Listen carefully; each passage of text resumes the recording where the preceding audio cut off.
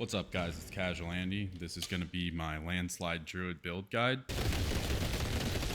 The two pieces of gear that are non-negotiable for this build are going to be the gloves of Unsung Ascetic Wraps, which is going to cause our Lightning Storm critical strikes to strike twice. And the Lightning critical strikes are going to be pretty frequent. And also Earthbreaker, which is going to cause tectonic plates under landslides, which is then going to cause Landslide to cast twice. That is going to proc Lightning Storm through the Nature's Fury key passive skill bar, because the Nature's Fury key passive is going to proc Lightning Storm through the Earthbreaker ring and also through the Unsung Ascetic Wraps. When you're masterworking the Unsung Ascetic Wraps, you're going to want to prioritize your percent increases on either Lightning Storm or damage to distant enemies. I'd recommend damage to distant enemies because sometimes it's hard to cap the Thunderstruck multiplier on the Paragon. When you're masterworking Earthbreaker, you may want to prioritize plus ranks to Landslide, although it's not super important and Earth attack speed is just as good. So is chance for Landslide projectiles to cast twice. Second piece of gear on my build is going to be the Ring of Starless Skies. So this is going to give us a lot of resources through the lucky hit chance and also through its affix that reduces the cost of resource spending when you cast the core skill. Of course, we do a lot of buff management through casting basic skills and defensive skills. That resets Starless, and it's honestly still a really good ring and probably the best in slot for this build, along with a lot of builds of Season 5. That being because the Mythic Uniques are pretty easy to get this season, in my opinion. With Tyrael's Might, it's a really good defensive piece to have on your chest. Maxes out your resistances. You have a potential for up to 50% damage reduction. I have 34 because my masterworking didn't go as planned, but on top of capping your resistances, raising them, and then the damage reduction, it's a centerpiece for having good defenses for the build. Okay, next piece I want to talk about is Doombringer, another mythic. It's more damage reduction while still giving you a decent offense with the plus 194 stats.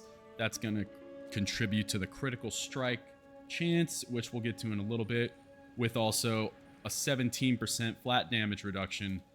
On top of the 25% damage reduction, you're going to have up to a 42% damage reduction from this piece alone. Of course, you could get more if you have greater affixes on the damage reduction and your masterworking goes better than mine did.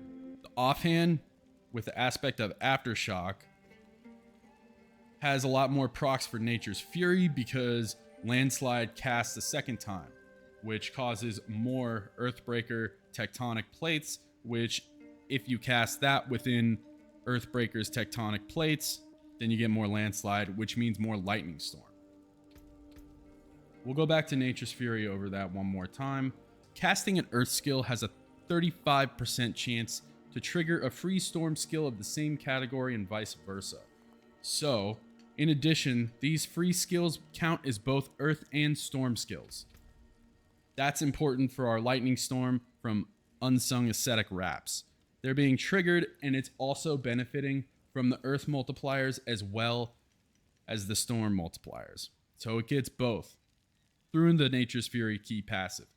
That's part of the main synergy of this build. Back to the offhand.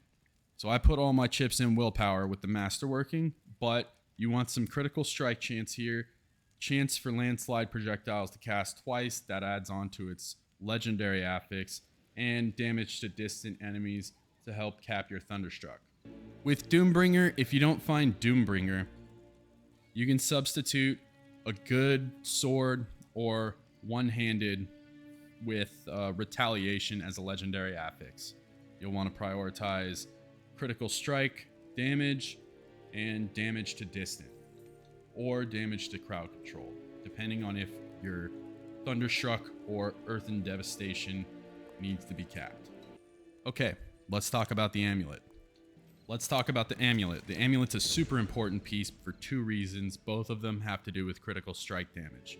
Its legendary affix grants you a huge critical strike multiplier. Thanks to it being an amulet, you get up to 75% multiplicative critical strike for earth skills. And casting a storm skill grants your earth skills critical strike multipliers. So how that works is lightning storm ends up getting the multiplier in layman's terms. Also gives you a lot of critical strike chance for the storm skills, almost 100% with everything else, and we'll get to critical strike chance sources in a minute. Equally as important, maybe even more, is the plus ranks to Envenom. This is going to take a long time to farm, and it's only probably going to be available in the end game. It's super rare to drop. I have never found...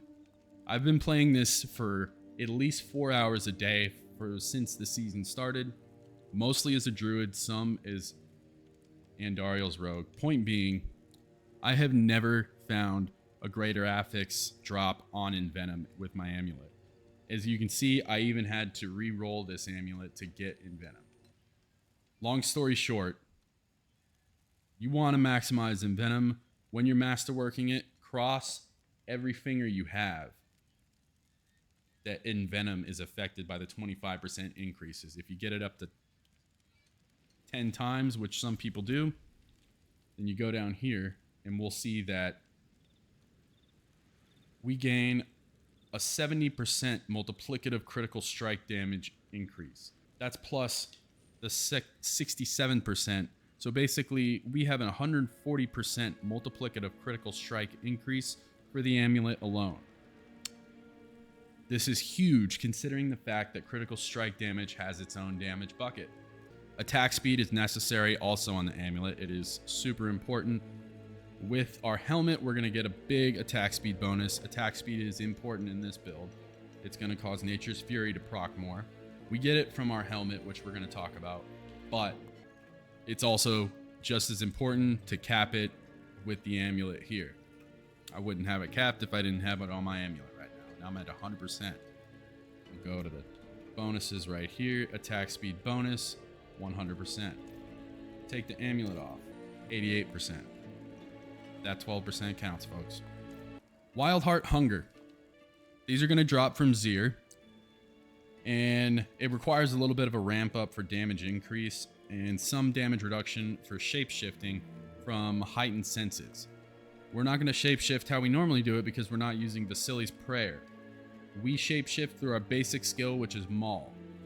It's sort of optional if you want to ramp up Wild Heart Hunger. I feel like the damage is sufficient without ramping it up, but I have it on there just in case I've been fighting an elite or a boss that's giving me a hard time. Gives you a 3% multiplicative damage increase, stacking up to 60%. You have this up for 20 seconds and your damage is maximized. All you got to do is cast the bear skill. Okay, let's talk about the pants for a second. It's giving us a massive cooldown reduction just from Nature's Fury. Every time we trigger that, one of our non-ultimate cooldowns reduced by 4 or 5 seconds. And our non-ultimate cooldowns are one of our biggest defensive tools for this build. I was really sloppy with my armor on this build, so I re-rolled some armor, max life for toughness, and I got lucky with a greater affix of willpower. Okay, you're probably wondering, sir, why do you not have Vasily's Prayer, and why do you have Andariel's Visage? So glad you asked. I find that the life on hit outclasses the plus ranks to defensive posture that you get from Vasily's Prayer. I also find that getting a greater affix on Vasily's Prayer, on top of getting lucky with your masterworking to put all those chips into defensive posture, is rare, and I'm never going to get it all the time. You will have better luck finding and getting Andariel's Visage to drop rather than finding Vasily's Prayer with the GA on ranks to defensive posture. On top of that, you get plus 150 to all stats, which is going to help your critical strike chance big time. You're going to get almost a 50% or attack speed bonus. Obviously, your poison res is capped and raised. rather than the defensive aspect of this, I feel like the life on hit outclasses defensive posture anyways. I've tried the build with both Vasily's and I've tried the build with this helmet, and the life on hit is sufficient enough to substitute for the defensive posture. The other reason, let's go to the legendary node of Constricting Tendrils, which I have on this build. But in order to have Envenom to proc, you need to apply poison damage to enemies. You apply poison damage to one enemy with a 15% chance. Your lucky hit chance is going to scale as you progress through the build. However, with our good buddy Andariel, we now have a 20% to trigger a Poison Nova that applies poison damage to everybody in the area of the Poison Nova. So Envenom, along with Heightened Malice, is guaranteed to proc. This is superior to Vasily's Prayer. Oh, it's also a pain in the ass to cast Poison Creeper. So basically my point is it guarantees poison damage, it guarantees Envenom, rather than maybe getting Envenom on one enemy. It's just advice. You don't have to follow it. Let's talk about the skill tree. So Landslide's our most important skill here. Casting with Synergies from Earthbreaker optimizes the Nature's Fury key passive that maximizes with the number of Lightning Storms cast. With Lightning Storm is our main source of damage. Having it not even be on the skill tree, it still casts all the time, and we managed to get a whopping 17 ranks. Okay, so Petrify. It's going to have a 30% increased critical strike multiplier. One of our spirit boons is going to give us some cooldown reduction on our ultimate here, Petrify. And it gives us a decent cooldown reduction enemy with bosses or the more enemies you hit with it. If you have a big mob, cast Petrify. You'll get it again in like 2 seconds. Let's talk about our basic maul. The only reason we're using this, we cast it every now and then if we want to ramp up our Wild Heart Hunger for the extra 60% damage multiplier. Cyclone Armor and Earthen Bulwark with the Nature's Fury key passive can both proc each other. It already gives us a big damage reduction multiplier.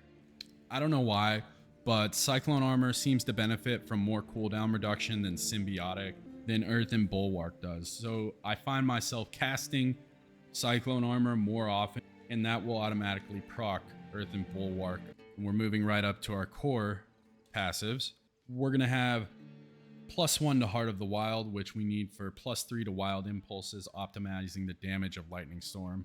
+1 to Predatory Instinct, leading to +1 to Iron Fur for an additional damage reduction during the ramp up of Wild Heart.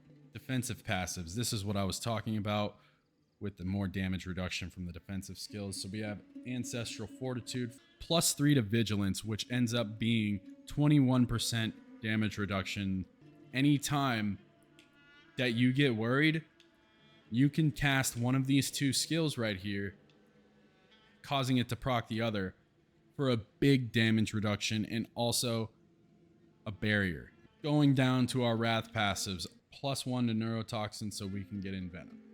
Okay, you obviously want to max your Envenom out at +3. Crushing Earth is going to give us more Earth damage, some Fortify with Earth skills, and since we've got Nature's Fury, more Earth skills. Lightning Storm will proc this also. We get Fortify, and if you're running Retaliation on your single-handed, this is going to give you a bigger multiplier as well. Going down to our ultimate passive section over here, we have Defiance maxed out. I believe Wild Heart Hunger also adds ranks so that we get 24% multiplier against elites. Natural Disaster for more damage. Resonance triples the damage almost every time because on top of Andariel's Visage, so almost an 1,000 point heal on hit. Quick Shift on top of Wild Heart, it's going to be a total of 84% damage multiplier. Heightened Senses, also damage reduction after transforming into a werebear. We get some of that from Wild Heart Hunger as well.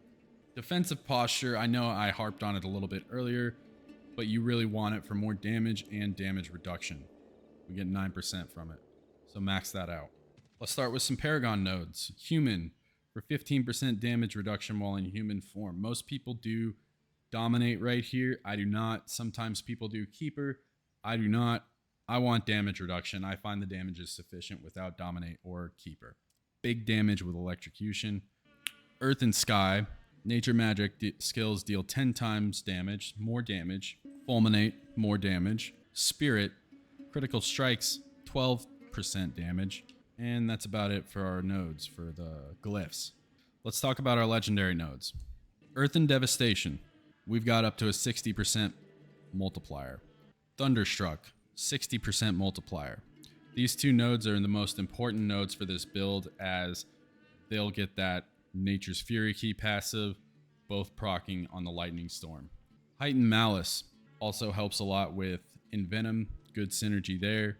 And then with Ancestral Guidance, giving you another 30%. I've got Survival Instincts. It gives you more damage in Werebear form, which I'm not in. If for whatever reason you've chosen to go the route of Vasily's Prayer, you can replace this with Werebear for the damage reduction, or go Dominate and Keeper route. And then this will give you some more damage there as well. Let's talk about the Spirit Boons. Weariness is important, 15% damage reduction from elites. I have the double boon on the Eagle with swooping attacks for attack speed and Avian Wrath for critical strike damage. Energize for resource management along with Starless Skies allows our lucky hit chance to scale with it. Lucky hit chances on Starless Skies as well. Right here, this is going to give more cooldown reduction to our ultimate skill. The biggest synergies from this build are going to be from the Nature's Fury key passive, allowing Lightning Storm to get more flat multipliers than normal, also critical strike multipliers than normal through Earth skills because of natural balance, on top of Unsung Ascetic Wraps with the flat multiplier, and then we have the Paragon node. Our critical strike chance is 75%, so I want to go over where we're getting that from. Most of it is from the rings, 30% right here, 18% and 15%. So with the rings, you get approximately combined 30% critical strike chance. I have some from my offhand that's about 10%. That's going to bring us up to 40%. From our gloves on Unsung Ascetic, we've got 15%, which is going to bring us up to 55%. So you must be wondering where the other 15% damage or critical strike chance is coming from. Well, since I have all of these mythics that add the stat bonuses, I'm actually getting critical strike chance from Dexterity, which is at 771. If you don't have all these mythics yet, put some critical strike chance on your amulet. Let's go fuck some shit up on the training dummies. And we'll cast Petrify again. So yeah, I've been having a fucking blast with this build. It straight slaps, and I highly recommend y'all try it out. If you've made it this far, thanks for watching. If you liked the video, like it. If you like me, subscribe. Peace.